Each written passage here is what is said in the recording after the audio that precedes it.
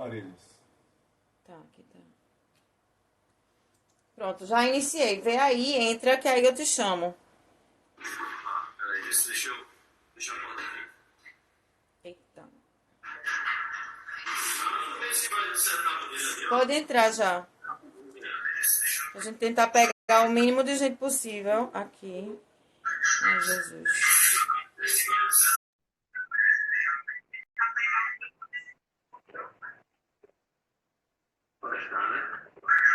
Olha aí, rolou.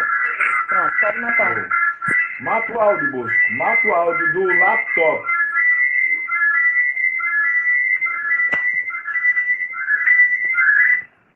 Pronto. Matei? Tu tá aqui no... O celular tá lateral. Teu celular tá lateral. Bota teu celular na vertical aí. Pronto. Esse negócio de blogueirinho dá Quer trabalho. tirar? O que é que eu botei aqui? Não, isso aqui Esse tá normal. blogueirinho dá trabalho, né, Cecília? Se você quiser, pode botar aqui na sua frente. Ah, tem um apoiozinho, porque se tiver blogueirinho profissional, já tem até um apoiozinho. Não, isso aqui é de Kátia, caralho. Vai Não, tomar. Aí eu tem aqui tenho aquele 20. de luz, Não, aquele redondo que fica uma já luz tem assim na 80 cara. pessoas. Sem palavrão, por favor. Blogueirinho. Deixa eu ajudar. Cadê? Deixa eu ajudar. Deixa os profissionais ajeitarem esse negócio aqui. Deixa. Bota aquilo ali, ó. Atrás. Não é? Cadê? Calma, deixa eu ver. Olha, a galera já tá chegando. Alô, turma. Já já a gente tá no ar, hein? Hoje a gente Fazendo tá funcionar. funcionando aqui em... Pronto, beleza. Ótimo.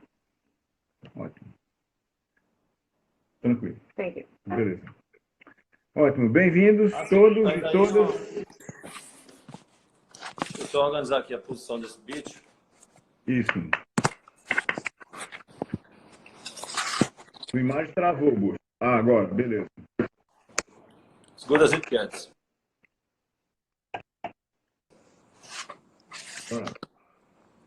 Peraí que eu não tô conseguindo ficar deixando a porra parada. Preciso de um negócio profissional, assim, feito de... Deveria ter, né? Deixa eu ver se melhora. Fazer isso aqui melhor. Tinha luz demais aqui. Hã? Oi. Tem uns 15 score aqui, ele ficou. Pronto. Ok, já temos 90 pessoas aí, Bosco. Opa. Olá, turma. Já já a gente começa, hein? Tu tá meio pra direita, Cícero. É porque tem um painel ali atrás do fim do mundo. Tá indicando, né? Eu posso ficar mais afim. Eu fico aqui na pontinha. Para mim tá tranquilo. Olá, todo mundo. Já já a gente começa. A gente botou no ar antes porque na última vez, quando a gente fez a live, não, quando a gente fez a live da semana passada, testou tudo e quem disse que funcionou na hora. Apesar disso, a gente tinha quase 400 pessoas.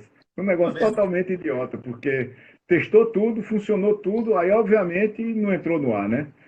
Quando foi na hora. Mas tem uma coisa que eu até expliquei para a galera na última vez, tem um negócio uma lei, né, do Anil Dash, que é um indiano, professor de computação, e o Dash diz o seguinte, que apesar de 50 anos de progresso das tecnologias de informação e comunicação, tem 3 coisas que nunca funcionam quando você depende de tecnologia de informação e comunicação, que são áudio e videoconferências, apresentações e impressoras. Então isso aí é garantido. Toda vez que você precisa, se você precisar dramaticamente dessas coisas, eles não funcionam de jeito nenhum. Então a gente está aqui tratando de que elas, pelo menos, estejam funcionando quando a gente começa. Aí depois cai tudo e o universo volta à normalidade. Eita, calma, só covardia. Deixa eu ver aqui, ó. Vou sair aqui um pouquinho, só um segundo. Tá bom.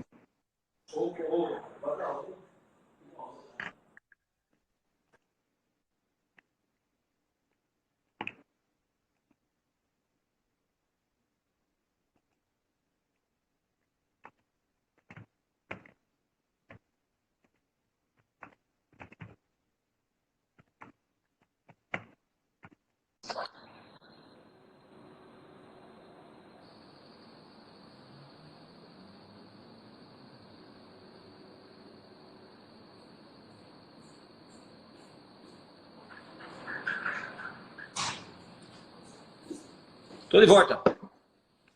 Seja bem-vindo. 4 minutos para a live. O telefone tocando aqui. Lasca.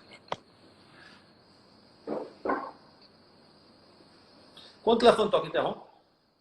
Como é? O telefone toca, ele corta a chamada? Põe ele no Don't Disturb. Tem como pôr? Sem derrubar a live, pelo amor de Deus.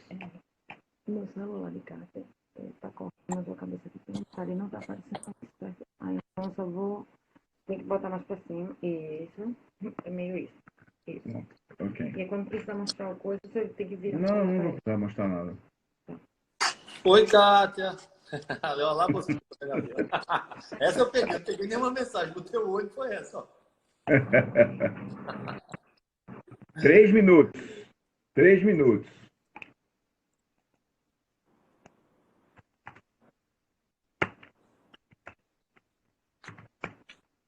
Sempre pentear o cabelo aqui, Silvão. Vai lá, organiza aí. Essa tua careca tá ficando uma beleza. Tu devia assumir, pô, como eu. Devia mesmo, porque essa porra não tem mais nada. É só Tá pra vendo? Aí não tem jeito, pô. só Não pra tem encher como saco. disfarçar. Tu já tentasse usar aquele spray preto, não? Aquele que pisa aqui, né? Eu vou pintar. Não O vai pessoal de pintar Arco Verde usa. Vai e põe aquele spray que parece um não, cabelo. porque você show agora em junho, né? Aquele spray é uma beleza. É. 2 minutos. 2 minutos. Dentro de 2 minutos a gente bota pra moer.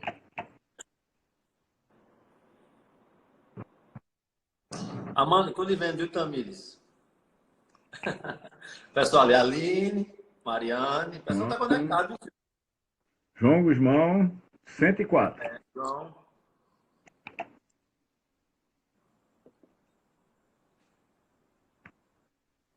Se der pra desligar um desses dois maiores. O quê? Se der pra desligar um dos dois monitores maiores. Porque tem muita Porque luz, tem muita né? luz na sua cara. Até estourar. Não. Ou então só diminuir a iluminação. Tem o nosso sistema de acompanhamento aqui de vídeo. Tá dizendo que eu deveria fazer alguma coisa com meus monitores gigantes aqui. Eu tenho 2 monitores de 1 porrilhão de polegadas na minha frente que estão criando luz demais aqui. Deixa eu ver se eles... Então, tá ficando claro, né? Teu rosto tá ficando claro. É. Aquela Trocar toda a luz. maquiagem. Pensei que Cecília Ver se teve eu projeto maquiagem. tudo. Mas eu posso projetar uma coisa Cecília preta tá na nele. assessoria. Peraí.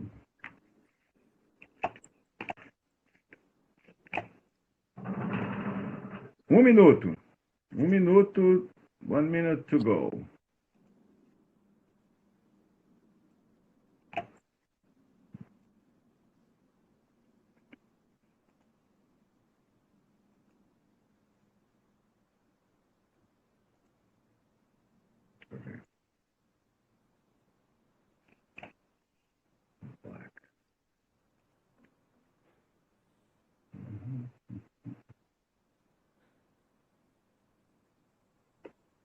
Um minuto.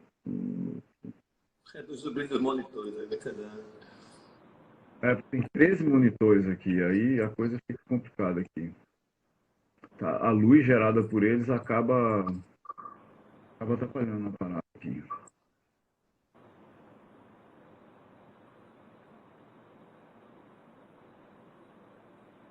Deus, oi. 3, 2, 1, vamos começar. Manda. Com luz ou sem luz, não tem muito problema não. Deixa eu fazer um negócio aqui. Vou fazer um negócio aqui que eu acho que eu consigo diminuir de 1, pelo menos eu consigo diminuir legal. Fala, Serginho. Não foi bom. Então,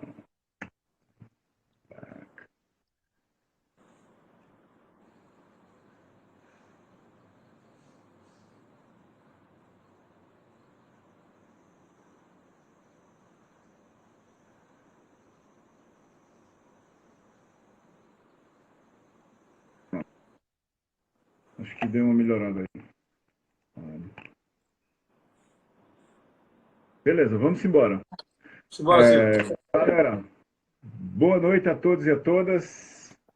Eu sou Silvio Meira, professor extraordinário da César School, aqui no Recife, no Porto Digital, e comigo hoje está o doutor João Bosco de Oliveira Filho, PhD em Genética e Imunologia, empreendedor e cientista-chefe da Genômica, hoje uma divisão do Einstein. Bosco pode fazer uma apresentação um pouco melhor dele do que só essa frase que eu disse, que é para eu não cometer nenhum vacilo. Obviamente, essa não é uma conferência de imprensa, nem nós estamos aqui para dar nenhuma orientação formal sobre epidemiologia, sobre epidemia, sobre pandemia, sobre vírus. Essa é uma espécie de um debate aberto da César School sobre vírus. A Bosco é geneticista, imunologista, muito experiente nisso, foi membro do National Institutes of Health em Bethesda, nos Estados Unidos. Ele tem uma rede global de gente que está trabalhando também com vírus e entende um monte de coisa de genética.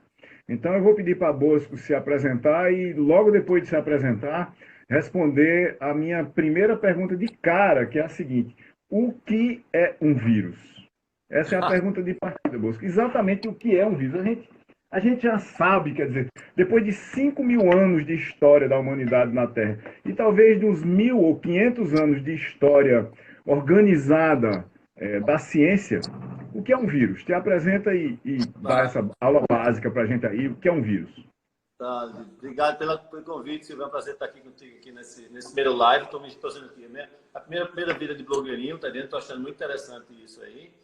E olha, você falou, eu sou médico, né? Fiz clínica médica e imunologia e trabalho em genética há muitos anos também, né? Em genética de doença rara, e agora a gente está se movimentando aqui também no estado de Pernambuco para dar assistência diagnóstica também, que foi a minha área de trabalho mais recente, para infecções virais, incluindo corona, né? Agora a gente vai começar a fazer isso para suprir essa demanda agora, essa necessidade aguda da gente. Vírus, o que é um vírus? Acho que todo mundo sabe que o vírus é um pequeno micro-organismo da mesma família, parecido com bactérias, ou seja, infectam humanos e não humanos, são pequenos micro-organismos que infectam humanos e não humanos. E existe uma peculiaridade muito grande que ele não é capaz de se replicar sem a gente, sem humano. Diferente de uma bactéria que se auto-replica e é considerado um organismo vivo, você pode considerar um vírus um organismo dependente de outro organismo para poder se multiplicar. Ou seja, ele tem que raptar, cooptar nossa maquinaria de que ele parasita, vamos dizer assim, né? Que ele infecta para poder ser capaz de se multiplicar, sair da gente e passar para o próximo hospedeiro ou para a próxima célula. E nesse processo de entrar, raptar a maquinaria nossa celular para se multiplicar, é que acontecem os problemas. Tá? Ele às vezes gosta de uma célula neurológica, às vezes gosta de uma célula muscular, da dor da mialgia, gosta de uma célula do sistema nervoso central, da dor de cabeça. E a resposta nossa imunológica para tirar esse vírus do corpo é que causa ou doença, lesão, inflamação, com tudo isso que a gente está vendo aí de problema, por exemplo, no corona, das manifestações clínicas. Mas é justamente isso, essa dependência nossa de nos utilizar como base para fazer suas proteínas todas, fazer suas partículas virais, para poder sair do organismo e infectar a próxima célula ou o próximo organismo, é que causa todo o problema clínico que a gente vê com o vírus e está aí há muito tempo. Ô Bosco, já que tem esse rolo todo, e os vírus estavam aqui bem antes da gente, né? Quer dizer, a gente chegou muito depois dos vírus. Se a gente fosse tentar se livrar de todos os vírus, vamos imaginar, imagine se montando uma expedição a Marte, onde aparentemente, pelo menos até agora, não há vida nem vírus, e a encomenda que alguém desse para você, Elon Musk, sei lá quem fosse, a NASA, a Agência Espacial Europeia, fosse: Bosco, a gente vai montar um ambiente livre de vírus em Marte. Primeiro nós vamos garantir que os humanos que vão daqui para lá não vão ter nenhum, não vão levar nenhum, e quando chegarem lá, eles nunca vão ter esse problema nem de gripe, nem de espirro que a gente tem aqui, nem de absolutamente nada. Essa ficção científica é possível? Se tiver melhor dizer assim, então a gente não vai para Marte, porque basicamente, a gente não consegue se livrar de um único vírus que dirá de toda a coleção de vírus conhecida por humanos. Veja bem, a gente estava comentando antes, HIV a gente não consegue se livrar do vírus, a gente não consegue tratar um vírus da gripe, a gente não consegue tratar um vírus, a gente não consegue tratar um corona, nenhum dos 7. Esse é o 7º. Porque eles têm as características que os fazem extremamente difíceis de pegar e destruir. Primeiro, eles são muito mutáveis. Mesmo o mesmo vírus, ou influenza, que todo ano a gente se vacina. Aí você pergunta, por que todo ano eu tenho que vacinar para influenza? Se era para me vacinar e ficar protegido, como eu me vacino para tétano, fico protegido a vida toda, 10, 12 anos ou mais, né? Porque eles se adaptam, eles mudam. Nesse processo de infectar o hospedeiro, refazer seu genoma e tirar ele da célula, ele sofre mutação contínua e vai se adaptando às pressões. Se agora ele não consegue mais entrar naquela célulazinha, ele sofre mutação espontânea, agora ele consegue mudar. A proteína que eu conhecia, que era meu alvo da minha vacina hoje, não é mais amanhã. Todo ano tem que coletar quais são os influenza que estão circulando naquela estação e fazer uma vacina específica para aquele camarada, ou para aquele grupo de vírus circulantes, por conta dessa alta taxa de mutação. E segundo, ele já está dentro de você. Só se você não quiser, você vai ter que fazer outro DNA, não DNA de humano. Porque DNA de humano, naquela 1,3% é que fazem as proteínas, que faz as proteínas que a gente conhece. Constrói nosso corpo. Tudo isso aqui é 1,3%. O resto do DNA, aquela parte entre um gene e outro, que chamava de junk DNA, tem um bocado de sequência regulatória que é para calibrar o nível das proteínas no nosso corpo, né, em cada célula diferente. Em torno de 5 a 8% é a sequência viral de retrovírus, que é um tipo de vírus que bota seu material DNA, não só usa a célula, ele se integra no DNA, que ele usa de forma contínua, integral. Então, 5 a 8% do nosso material genômico estimado, era uma estimativa de 1, depois isso foi ajustado um pouco para mais, depois que a gente sequenciou tudo, é DNA viral. Então, nem que você queira, a gente consegue para cada um sem sequência viral. Essas sequências não são infecciosas, mas elas podem sair do genoma de novo, poderiam pular para outros genomas e causar problemas. Então, vírus é extremamente difícil. Tanto que a gente quer que faz para vírus, toma Tilenol e dipirona. Tá doente, tá? Uma vez, quando você diz literalmente aí que 5 a 8% do nosso DNA é viral, tem origem viral, como é que eles foram parar lá? Assim, a explicação para quem não é, geneticista. Como é que esses caras foram parar lá? O vírus, de uma certa forma, sequestra também o nosso código genético e se programa dentro do código para ir para o futuro com a gente? É isso? O que acontece, por exemplo, se você já teve catapora, já teve? Já. O material do DNA de catapora está para sempre com você. Não sai do seu organismo a vida toda, tá? Alguns vírus, como HIV, o próprio HIV e outros, chamados retrovírus, eles se integram no nosso DNA. Quando aquela integração é boa só para o vírus, causa dano ao nosso corpo, ele acaba sendo eliminado. Você mata o indivíduo e ele não vai para frente? Se ele matou, eu não estou passando essa sequência viral para frente. Então, acabou a conversa aí. Mas se a célula, quando aquele pedaço de DNA, além de servir para o vírus, teve alguma função para a nossa célula, por exemplo, a maior parte desses vírus, hoje em dia, essas sequências, são usadas como reguladores dos nossos próprios genes. Então, foi cooptado. A gente também cooptou o vírus. O vírus entrou e a gente achou utilidade para aquele pedaço de vírus. E aí ele se manteve nas nossas sequências como uma coisa funcional. Ou seja, nem foi tão danoso para levar a gente para o caixão e ainda foi uma boa parte deles foi achada uma função celular. Então, a gente tem, na verdade, um misto completo, uma quimera entre sequências originais de humano com sequências virais que foram internalizadas porque tinham uma função, acharam uma função para ela. A gente tem uma quimera de muito mais que isso, né? A gente tem muito mais célula bacteriana funcional, que faz função de absorção, de quebra de químico, de modulação do sistema imune, do que a gente tem célula de humano. Então, a gente já era uma quimera. A quimera com vírus é uma quimera mais profunda, que, uma vez incorporada, passa para a próxima geração. Isso teve um benefício. Vamos mantendo aí. Isso vai acontecendo ao longo dos anos, né?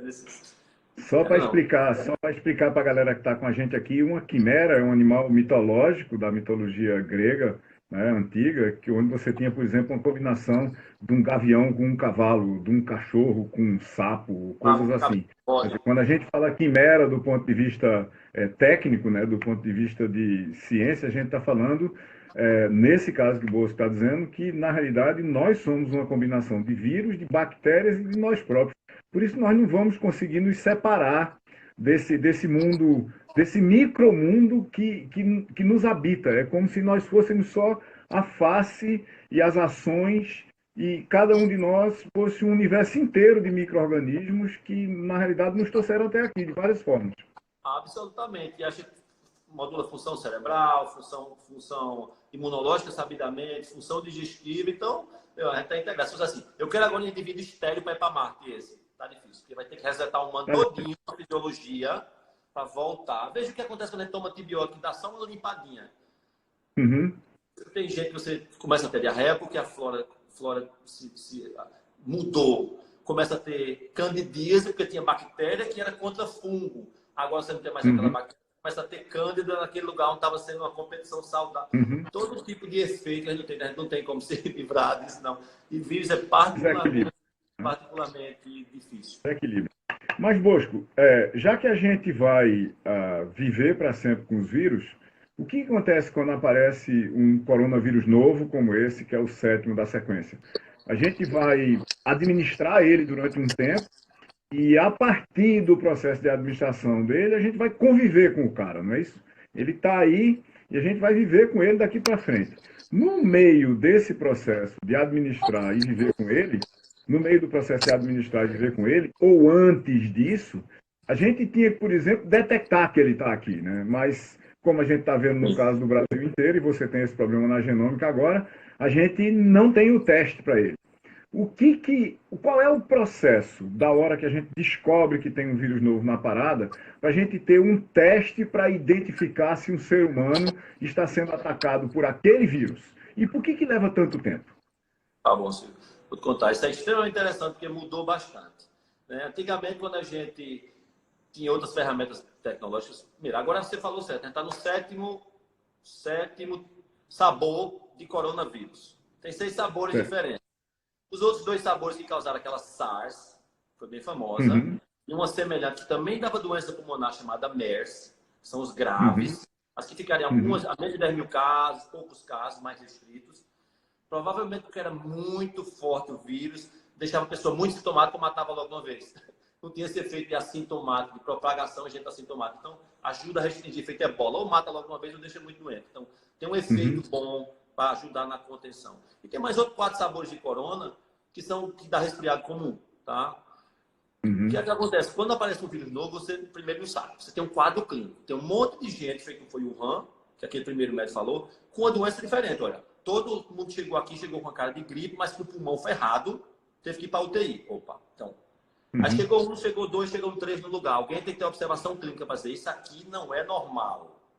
Eu nunca vejo esse tipo de coisa na região.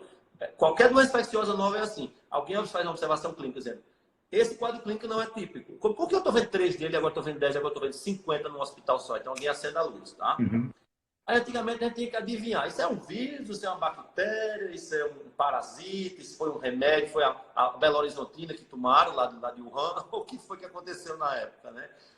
Então a gente demorava bem mais, inclusive. Veja agora como foi rápido entre descobrir e começar o teste. A gente não consegue escalar o teste.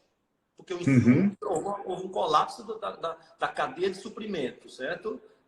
Mas para identificar que foi ele, foi rápido, porque hoje em dia tem ferramenta que eu não sei o que é, não. Tira o sangue todinho, tira o plasma do sangue, sequencia tudo. Sequenciadores, que é a nossa especialidade de próxima geração, que sequencia tudo. DNA humano e DNA não humano na amostra, DNA e RNA, tudo.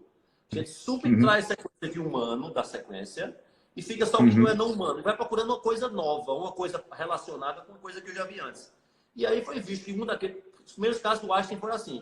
Não sabia que era corona, pegou o RNA todo do indivíduo, sequenciou tudo e disse, olha aqui, ó. Esse aqui é a cara do coronavírus SARS-CoV-1. É totalmente relacionado. E aí você para fazer um teste específico, para não ficar usando essa bomba de canhão, esse tipo de canhão, toda vez. Mas hoje em dia, diferente de 8 anos atrás ou 10 anos, 10 anos atrás você tem que fazer uma aposta. Será que é um tipo parecido com influenza? Faz aí um reagentezinho para saber se é perto de influenza. Será que é mais com corona? Faz um reagente específico. Aí podia demorar semanas a meses. Agora, não deu nem 1 mês e meio, terá menos que esse. A gente já tinha o teste rodando e a sequência do vírus inteira, para saber de onde ele era, com a cara do vírus. Então, essas ferramentas de sequenciamento em grosso, que permitem a gente sequenciar 52 genomas, por exemplo, em 42 horas, que a gente tem o mundo tem equipamento hoje em dia, é o mesmo que Uhum. também tem essa transformação. Passo 1. Então, sei qual é o bicho. Faça um reagentezinho extremamente específico, fácil de identificar, identifica em 24 horas ou menos. Para eu detectar 10 casos, tudo bem, 100 casos, tudo bem, 1000 casos, tudo bem. Agora eu preciso identificar 500 mil casos. Aí vem o colapso. 2 milhões de casos, 3 milhões de 2 milhões casos. de casos. Por quê? Eu preciso coletar com suave. Ah, eu não tenho suave mais. Ah, eu preciso da máquina. A máquina já está toda ocupada. Tenho que produzir máquina. E aí vai então num colapso de testagem em escala. Mas hoje em dia praticamente não tem gargalo mais para identificação de patógeno novo e preparação de um teste. Pode ter escala, gargalo regulatório. Tem que aprovar o teste na Anvisa. Aí só, né? Tem que Claro. ter tempo. Mas não de científico hoje em dia, com essas ferramentas. Seria alguns anos para cá. Voltando para uma base, voltando para a base que você estava dizendo, para ficar bem claro para todo mundo. O que a gente faz quando aparece, aspas, uma doença nova, é sequenciar quem tem a doença, extrair fora o código humano, que a gente sabe qual é, tirar fora todos os códigos que a gente já sabe quais são, porque tem bibliotecas globais, computadorizadas, com grandes bases de dados de qual é o DNA de H1N1, de H5N1, disso, daquilo outro, e alguma hora, computacionalmente, num processo de busca computacional, né, de casamento de padrões, aparece um padrão que a gente não conhece. E a partir daí a gente começa a estudar esse padrão e define ele como sendo ou parte de um cara que já existia, ou um cara completamente novo, que é esse o caso do Exatamente. Vai SARS-CoV-19. ser É novo, isso? novo. Vai ser relacionado. Esse foi bem relacionado com o SARS-CoV-1, com o primeiro vírus. Então já Sim, estava na sim. base. O outro é Certo. para influenza novo, H5N6. Será que estão dizendo agora na Alemanha vai matar todo Uhum. mundo? Cada dia chega um para matar todo mundo. Então, Certo. já tem essas bases, mas hoje em dia é assim, mas antigamente eram meses para poder identificar um agente novo. Hoje em dia é assim, a tecnologia melhorou bastante. Tem uma coisa que você mencionou aí, Bolso. Eu sei que você não é virologista e obviamente a gente não está fazendo uma conversa sobre virologia, mas sobre os aspectos mais científicos dessa crise como um todo. Talvez valesse a pena você comentar. Você disse rapidamente o caso de Ebola, né? Ebola é um vírus que apavora todo mundo, inclusive porque ele cria uma condição clínica extremamente dramática desde o princípio, né? Com fluidos saindo do corpo, com sangue nos olhos, e quem passa por ebola tem modificações dramáticas no corpo, né? Mesmo quem sobrevive vai ter algum tipo de consequência não trivial. E você mencionou o caso de ebola, né? Ebola ele não consegue gerar uma pandemia desse tamanho que um coronavírus qualquer gera, porque na realidade ele é um ataque tão radical que ele mata quase todos os pacientes na partida, não é isso? Assim, exatamente. Não é que ele não conseguisse. Se ele fosse muito incompetente, faria. Mas de Sim. forma geral, ele é tão sintomático que não tem feito a estimativa atual, que é estimativa conservadora, em torno de 15%, 20%. Até a estimativa mais liberal, em torno de 60% dos pacientes sem sintoma andando por aí, permitindo, ou seja, sendo Sim. contactante de muita gente. Ebola, febre amarela, por exemplo, é outro que obviamente é um transmitido por um vetor, um mosquito, não de Uhum. gente para gente. Mas bate, o camarada cai. Então, ou seja, tem um período de incubação que varia, mas quando você é sintomático, é muito sintomático, a doença é grave e mata muita gente. Quando o vírus mata muita gente, é contraproducente para ele mesmo, Né? Quer dizer, quando o vírus mata muita gente, o vírus, é incompetente para se espalhar numa população ampla. Exatamente. É um sinal de Um vírus realmente incompetência. competente para a sobrevivência dele, assim, no último caso, é um vírus que infecta todo mundo e não mata ninguém, porque as pessoas não precisam nem se tratar. Você não Tá fica se por ali. Uma gripe replicando. básica, né? A Então, gripe essa básica, a gente vai viver com ela para sempre.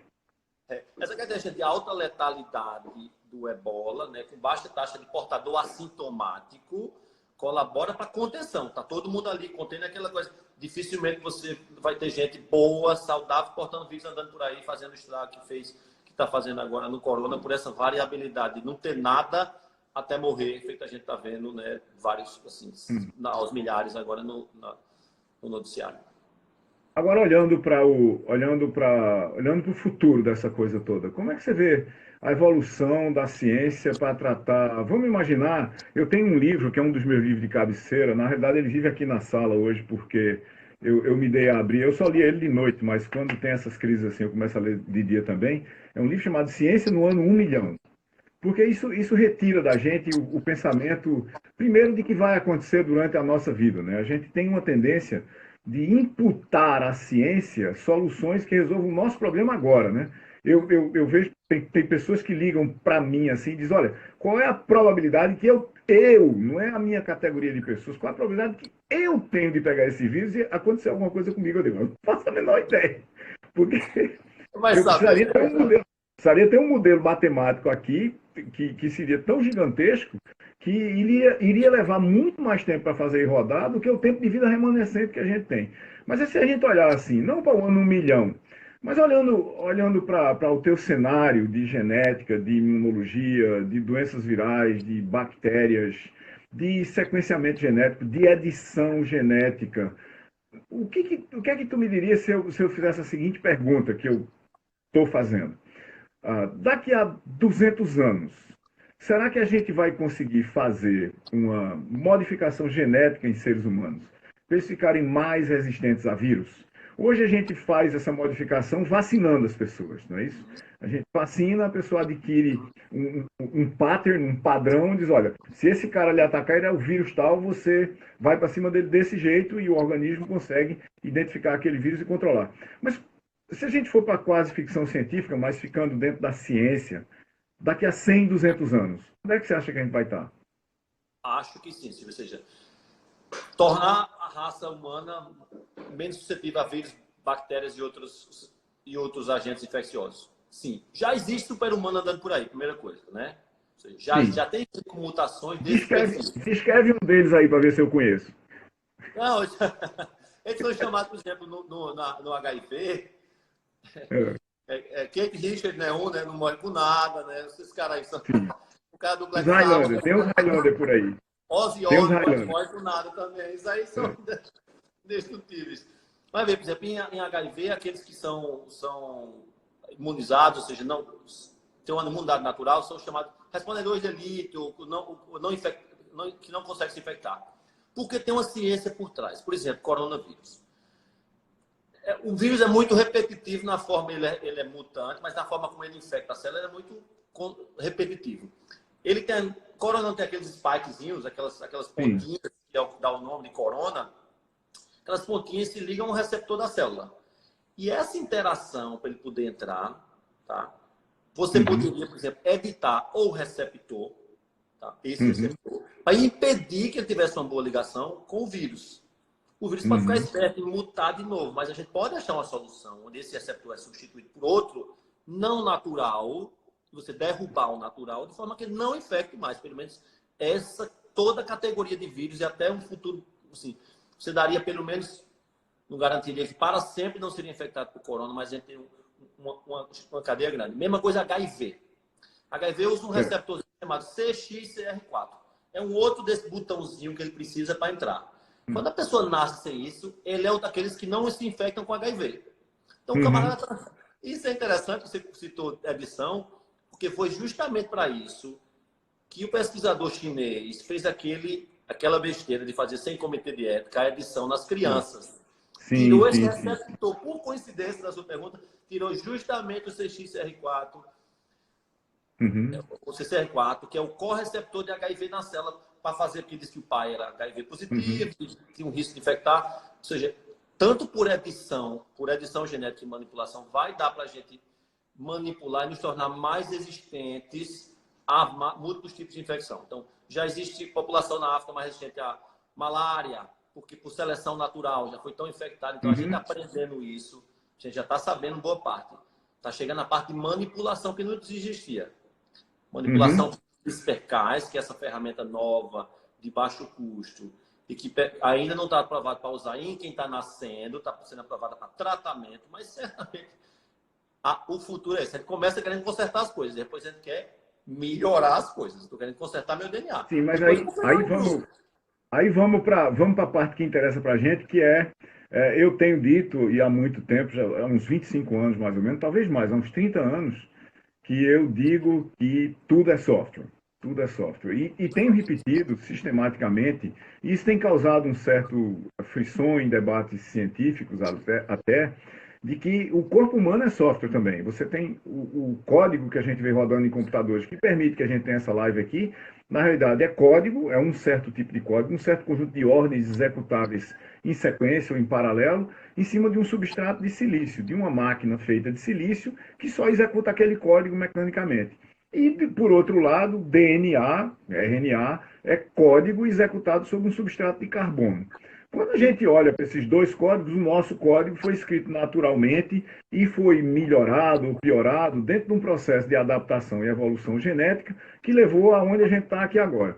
E nos últimos 20, 30 anos, ou como consequência dos últimos, vamos dizer, de Crick para cá, né, dos últimos 70 anos da ciência, desde a descoberta da estrutura do DNA, a gente foi criando a habilidade, primeiro, de entender, de agir sobre ele conjunturalmente, mas nos últimos 15 anos, 20 anos, a gente começou a ter a habilidade de mexer no DNA diretamente, né?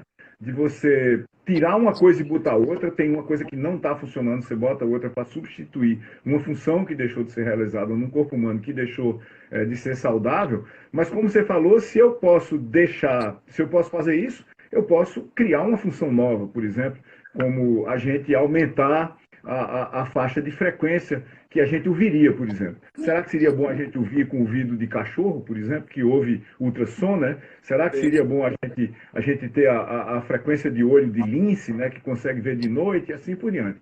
Explica pra gente, Bosco, o que é mesmo esse negócio de edição genética, para quem não sabe o que é nem genética, nem edição, e Claro. qual é a importância disso, principalmente daqui para frente? Talvez até fazendo agora a relação, né? Talvez você pudesse explicar o que é o equivalente do teste do pezinho para bebês que nascem, mas o teste do pezinho genético. E o que a gente faz olhando para o teste do pezinho genético se a gente descobrir que bebês têm certos tipos de doenças, talvez até degenerativas, que a gente pudesse editar na partida, ir lá e consertar aquela doença e aquela pessoa não ter aquilo.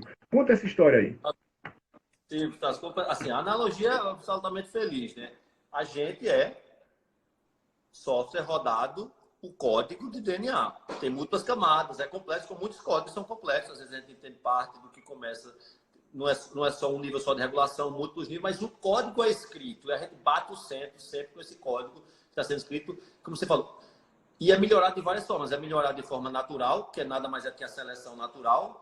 Né? Se dessa epidemia grande aqui, morreu quase todo mundo. A gente que ficou, porque a gente é selecionado, se foi infectado, porque tinha genes adaptados a aguentar corona. Seleção natural, Darwin. Selecionou o melhor código, aí foi passando. Que é isso que a gente fez a vida toda. Quer casar com uma pessoa mais inteligente ou mais bonita, para o menino sair mais inteligente ou mais bonito. Está selecionando. Você está fazendo a seleção aí de forma gambiarra, né? Natural mesmo. Natural mesmo. Mas agora surgiram as ferramentas para você realmente criar ou modificar o existente ou criar funções novas. Criar funções novas é uma categoria toda distinta chamada biologia sintética. Agora mesmo acabou mostrando que um vírus ou um organismo criado todo do zero foi capaz de se multiplicar, ou seja, ter função normal.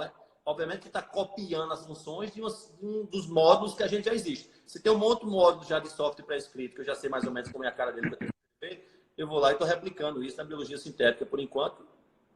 E eu posso botar módulos novos que não tem nada a ver com a função normal do indivíduo natural. Então, o que era isso? O que a gente não tinha era, por exemplo, poder consertar diretamente no DNA, editar. O que é edição? Se você lembrar que o DNA, essas letras do nosso genoma, no nosso DNA, é basicamente 4 letrinhas que se repetem a CTG, diferente do computador que é só 01, a gente tem 4. Tá? E que se só para começar a bronca. Só para começar a bronca, a gente tem 4 que pode estar em qualquer ordem dessas 4. Então, uma determinada proteína é ACGTT, a outra é ACTTG. Falando grosseiramente, as proteínas são milhares, geralmente, de pequenas bases, mas isso tem uma ordem que a gente vem de fábrica. Tá? Quando eu digo editar, eu vou tirar uma letra dessa, um A, e vou botar agora um T, alterando dessa forma o código-fonte, alterando dessa forma a proteína, ou como ela se comporta. E isso era muito difícil de ser feito sem esculachar o resto do código, sem bugar. Certo? Era fácil, o cara fazia uma modificaçãozinha gambiarra, ferrava o resto do código, porque tinha muito efeito off-target. Eu mudava um, mas bugava, basicamente. Eu podia levar dano. Agora foi aparecendo tecnologia nova chamada CRISPR, que é a principal delas, CRISPR-Cas, onde o cara consegue guiar exatamente onde é que eu quero que seja o corte e a costura, o conserto ou a inserção. Vai naquele lugarzinho daquele gene, tira aquele T, isso quebra, coloca, eu boto o que é que eu quero copiar, eu mando ainda mais a encomenda do que é que eu quero que seja substituído. Ele vai trazendo, ele olha para o que eu quero botar e troca com o que eu mandei colocar. Tá? Essa é chamada edição gênica. Os primeiros pacientes foram tratados agora para talassemia. Tira a sua medula, que é uma doença de sangue, que a pessoa tem uma anomalia das células que transportam oxigênio, das hemácias. A medula do camarada, a medula óssea, com as células que fazem todo o código de célula vermelha, que é quem manda criar a vermelha, consertou ali com o CRISPR e botou de volta no indivíduo, basicamente curando. Hemofilia vai ser curada da mesma forma, talassemia, anemia falciforme, são doenças comuns que a gente aí vão ser todas editadas e curadas. Então, mas essas doenças, só interrompendo a sua resposta para você continuar. Essas doenças a gente já sabe qual é o erro e o que a gente precisa fazer para consertar. Exatamente. E é de fácil acesso, porque essas primeiras são de sangue. Eu tiro a medula do camarada, dou uma zerada na minha medula, conserto aquela ali, faço um reparo e enfio de volta a minha própria medula consertada. Certo. O acesso é fácil. Se for assim, eu quero acessar o neurônio. Peraí, o neurônio é um pouquinho mais difícil, o buraco é mais embaixo. Vamos no fácil primeiro. Fizeram um CRISPR agora para consertar um tipo de cegueira, doença retiniana. Enfia um vetor viral para a gente emendar as conversas aqui. Vírus carrega um pedaço vírus no olho. Bota o vírus no olho, ele carrega o gene inteiro, funcional, enfia no gene, uma cópia nova, isso é terapia gênica, lá na minha retina e corrige a doença retiniana. Agora, juntando a coisa aqui para a gente botar tudo no mesmo lugar, veja, por que é que você conserta um problema de degeneração de retina com um vírus sendo usado como, basicamente, transportador do conserto? É porque lá na retina tem o receptor para o qual esse vírus que foi desenhado no laboratório serve, certo? Ele vai se acoplar exatamente com o receptor e vai botar a carga viral, que é o conserto da célula que está lá na retina, não é isso? Quem faz a casca do vírus é o pesquisador. O tropismo, para onde ele vai, você pode ditar de acordo com o envelope que você bota. Eu quero que vá para o olho, eu quero que vá para o sistema nervoso central. Ele é carreado, você usa essa habilidade natural do vírus. Só que a gente tira o resto das tripas todas do vírus. Ele não consegue se replicar, ele só faz um ciclo. Certo, Ele claro, morreu. porque se pudesse também era um inferno. Aí exatamente, ele é destripado. Então, nada impede que essa edição, Silvio, seja usada para o que você falou. Ou seja, para melhoria ou correção em células germinativas. Por exemplo, um bebê. Bebê a gente pode fazer um teste, como você falou. E eu posso identificar em nós ou em uma criança vários traços. Se eu estou mais tendencioso a ter efeito colateral quando eu tomo dipirona, fazendo um exemplo, ou quando eu tomo um antidepressivo, eu posso não fazer efeito, eu posso precisar do dobro da dose, da metade. Isso já é dito no meu código, eu posso usar isso aqui como informação. Posso dizer, olha, tu tem uma tendência grande aqui a ter Alzheimer, porque tem uma alteração em determinado gene, ApoE. Então, por enquanto eu uso isso para me prevenir, fazer um seguro, tomar a dose certa do negócio, fazer o screening fazer exercício, fazer exercício, tomar vergonha na cara, fazer o screening mais precoce de um câncer que eu sei que eu tenho uma tendência maior, mandar tirar as mamas se muito alto. Mas eu não consigo consertar ainda. A expectativa agora com essas novas gerações é que, ok, eu agora estou consertando doença, mas eu posso talvez no futuro manipular o embrião de forma que o embrião bata o centro zerado, já corrigido com as alterações que eu quero. Ou melhorado, que essa é a Yuval Noah Harari, que diz no livro dele, Homo Deus, né, que a tendência é a gente agora tem muito poder, porque é Deus, viver o máximo possível e ter essas melhorias usando a biotecnologia. Né? Então, isso está se tornando possível. Começou errado com o chinês, batendo no centro errado, editando o que não precisava. Isso dá uma ré na categoria, na área, né? Porque todo mundo fica cismado e dá uma ré em edição em bebês. Mas nada que daqui a pouco, 5, 10 anos para frente, novamente, a gente volta.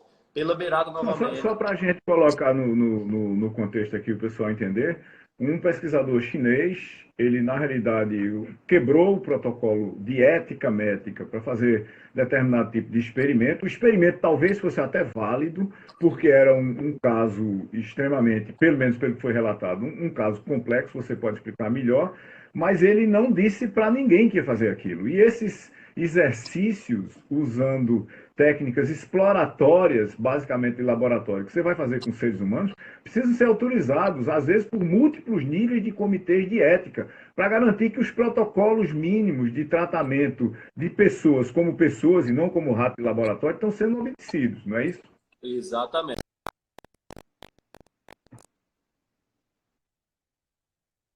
Estava uma célulazinha, um embrião, e aí usou esse CRISPR nesse embrião para tirar esse receptor de HIV. Cientificamente é contestável que era necessário até fazer isso. Claro. Mas ele não, qualquer que fosse a manipulação, ele não podia fazer sem a aprovação dos comitês de ética, dizendo, pô, isso é eticamente aceitável, pode seguir em frente. Senão o campo todo sofre, todo mundo mandou para edição e embrião. Pronto, aí passa mais 2 anos, 3 anos, sem ninguém poder fazer eticamente no campo. Até que comece de novo. Certamente vai voltar a fazer novamente, daqui a um tempo quando a poeira baixar e alguém propor uma coisa que faça sentido novamente, recomeça. E eu acho que isso, como você falou, tanto para evitar infecção ou para melhoria de outras categorias, várias. Tudo que é monogênico, ficar mais forte, porque você tira um gene de miostatina que barra seu músculo, você pode crescer mais. Tem muita vaga para a gente melhorar, mas assim, a conversa está fantástica, mas lá fora tem uma crise do tamanho do mundo. Eu sei que você está metido nela na genômica, aí nos testes genéticos para pacientes e tudo, uma confusão monumental. Eu estou metido num outro conjunto de coisas com a galera digital, mas eu tenho uma última pergunta para a gente filosofar aqui. Uma busca humana, desde que a gente se reconheceu conscientemente como mortal e da possibilidade de alongar a vida, da fonte da juventude, né? De alguma coisa que estendesse indefinidamente a vida humana. Você tem uma parte da filosofia dedicada a isso, uma parte da cultura, da história, da literatura, de absolutamente tudo. E a gente está chegando muito perto de entender exatamente por que a gente envelhece, ou por que a gente envelhece muito, né? Os problemas de erro em divisão celular, de falha de certos condutores, de certos associadores, assim por diante. Ligando o presente do que a gente já sabe sobre o problema genético associado aos erros na divisão celular e no processo de envelhecimento, né? Na perda de funções basicamente fundamentais e elementares que a gente tem aos 30 anos e não tem mais aos 60 e muito menos aos 90. O que genética está tentando fazer e o que é que você acha que vai fazer por isso nos próximos 30, 40, 100 anos? Silvio, isso é muito legal, né? Porque a gente tinha uma visão, né, antigamente que o envelhecimento é um problema genético, de acumulação de mutações, o acúmulo de mutações. O tempo está passando, eu estou acumulando minhas mutações, isso está danificando minha função. Eu nasço com o DNA mais ou menos zerado, o código está inteiro. E o código vai se degenerando, como que magicamente, a partir do tempo, né? Como a célula se divide, que, diferente de um software, onde o código é estático, escrito uma vez e ninguém fica mexendo o dia todo, a não ser o estagiário, você tem que se replicar esse DNA todo em cada célula, toda vez que a célula se divide. Isso ocorre bilhões de vezes. Isso, cada vez que a célula divide, 3 bilhões de bases de DNA são replicadas. Há uma maquinaria para checar se o código replicado está ok, mas não é perfeita, tá? E esses mecanismos vão perdendo efeito e você pode ter um acúmulo. Então, eu achava que era por conta disso. Esse acúmulo de mutação, perdia função, perdia cabelo e por isso vai perdendo. Tá?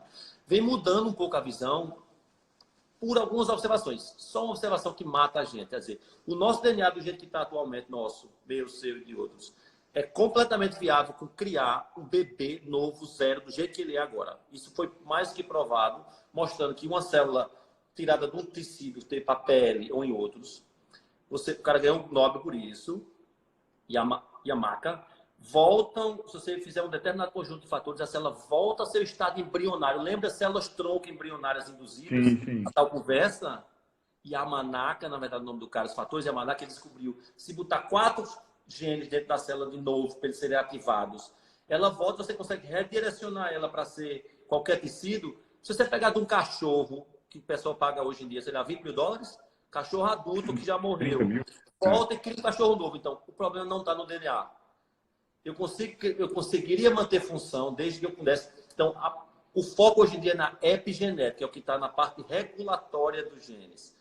E isso está virando uma especialidade. O envelhecimento agora está sendo tratado, há quem defenda, o pessoal, tem um cara em Harvard que defende isso com evidência, que tem que ser tratado como uma doença, tem que ter um CID. CID é uma doença. Por que CID é uma doença? Porque permite trabalhar como um método que pode ser, uma doença pode ser interrompida ou tratada. Então a ideia do cara... CID são as 3 letras. CID é o Código Internacional de Doenças, é isso? CID, Código Internacional de Doenças, para botar lá dizendo, envelhecimento não é um processo natural, é um processo que ocorre, mas tem uma baleia que vive 150 anos, tem outro mamífero que vive mais que a gente muito, então tem um segredo. Tem uma tartaruga de 500 anos, né?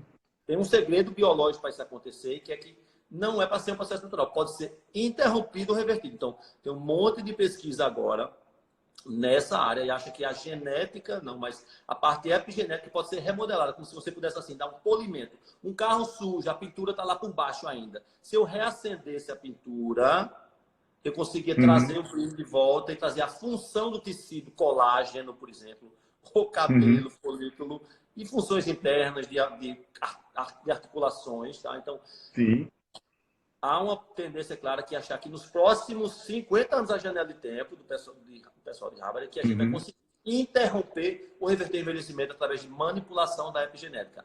Aí tem um monte de coisa aí na praça, né? Tem um monte de coisa dizendo que pode ser. Obviamente as coisas mais comuns que todo mundo sabe que estende sobre longevidade, que é, sabe o quê?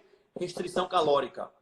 Desde verme até rato, que é o que foi testado em humano, tem algum mecanismo que ajuda a polir o genoma da gente através de restrição calórica, exercício, coisa que a gente já sabe.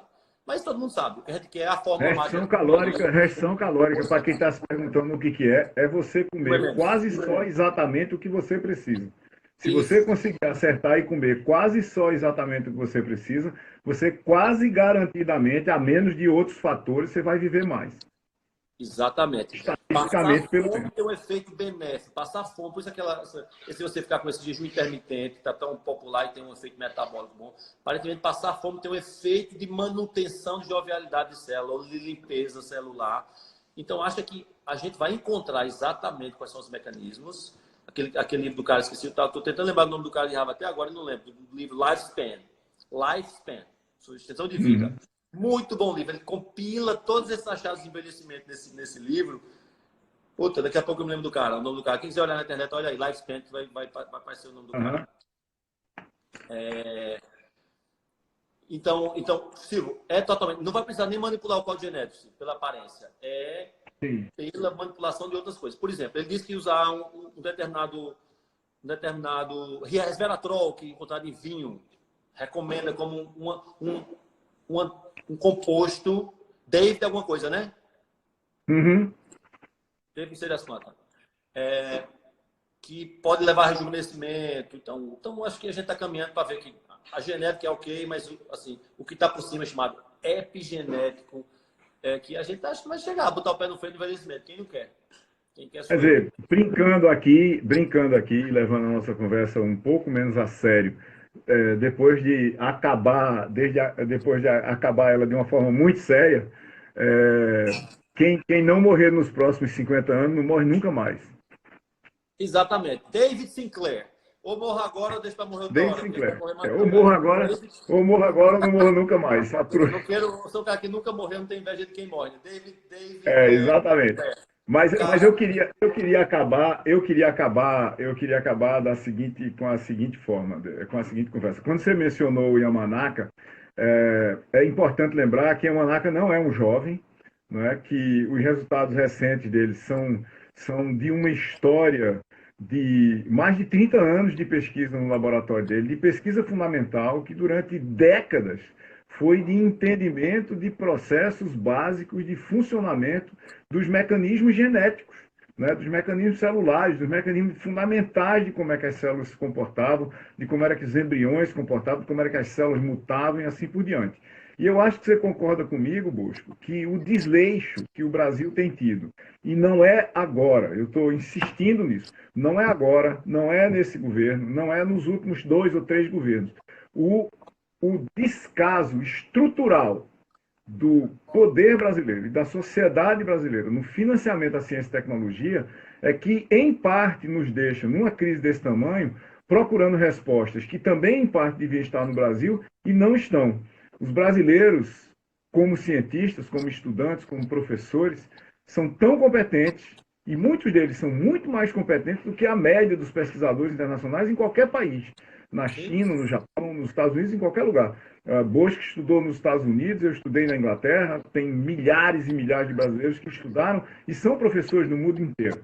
O que a gente não tem feito no Brasil é levado ciência a sério, profunda, para ter mais Boscos no Brasil. Bosco é um pesquisador universitário que montou o primeiro laboratório brasileiro de análise genética de propósito específico aqui no Recife. Ou seja, é possível fazer na periferia. É possível fazer na periferia. É gente, cérebros, dedicação, insumos, algum investimento. Sem investimento ninguém faz nada, mas principalmente cuidar dos fundamentos para fazer isso. Se Bosco não tivesse passado 30 anos estudando para chegar e montar um laboratório de análise genética, ele não tinha conseguido. Para isso, ele dependeu de todo um arcabouço científico para fazer com que essa coisa viesse a existir. Absolutamente, Silvio. Isso aqui aí a gente é totalmente... O Brasil totalmente ignora isso. Faz de conta que faz ciência há muitas décadas. Faz de conta que faz ciência. Como você falou, eu fui para os Estados Unidos. Fui 2 vezes. Fui, voltei, vi que não dava para fazer realmente, mesmo na Universidade top, feito na Universidade de São Paulo. Voltei para os Estados Unidos porque achava que a ciência não era levada a sério. A gente não tem financiamento contínuo e relevante. A gente não tem cooperação, indústria, academia, que é o que existe as dúzias, você vê, para poder transferir esse tipo de conhecimento. A gente não tem investimento sério em ciência básica, feito agora você falou. E a Manaca é pesquisador básico, como vários outros desses aqui. Essa pesquisa de epigenética é tudo pesquisa de ciência básica, que precisa de suporte contínuo, que não tem aplicação imediata. Tá? Então a gente tem nada. Nem a ciência básica, para a gente daqui a um tempo estar na frente com gente desse tamanho, nem aplicada com translação, ou seja, com passagem de transferência de tecnologia para a indústria, por associação com a indústria. Nenhum dos dois a gente tem. A gente tem financiamento, a gente não tem projeto estruturado, a gente não tem universidade que faça sentido com essa estrutura hierárquica que existe, a modelo europeu e não modelo de outros países. Ou seja, a gente deixa muito a desejar. Por isso que, como eu e outros sentidos, na época que queria fazer ciência, realmente, disputa, onde é que eu vou fazer ciência aqui? Esse ambiente não é ambiente propício, não é ambiente que ele estimula a fazer ciência. E ciência vai continuar assim, feito agora. Cadê a máquina de fazer o sequenciamento, detecção do rock? Cadê a fita? Cadê o insumo? Cadê a vacina? Cadê não sei o que lá? Cadê isso? Cadê aquilo? Quem faz é o alemão da Kaiser. Não. Quem faz é o americano da Illumina. Nada feito aqui. A gente não tem estou falando só biologia, não. Estou falando de outras áreas. Então, a gente continua nesse ciclozinho, espiralzinha descendente. Nós estamos dando time out, o nosso tempo acabou. Obrigado a todo mundo que esteve aqui. Obrigado, pessoal. Obrigado, Bosco. Obrigado que você voltou. Obrigado que tanta gente voltou. Obrigado que tem tanta gente resistindo, que tem tanta gente na ciência e no empreendedorismo de base científica profunda no Brasil, mesmo apesar de todas as dificuldades e, em parte, até a oposição que a gente tem no país. Inclusive, de muitos dos nossos pares dentro da universidade. O que é um absurdo múltiplo ainda por cima. Obrigado a todos e a todas. A gente ter se juntado desde o começo. Grande abraço. E tomara que, por causa de toda essa demanda, de toda essa confusão, a gente tenha mais atenção básica para a ciência brasileira em todas as suas vertentes, no curto, no médio e no longo prazo. Obrigado a todos e muito obrigado. Precisa de apoio. Tchau, pessoal. Obrigadão. Tá. Abraço.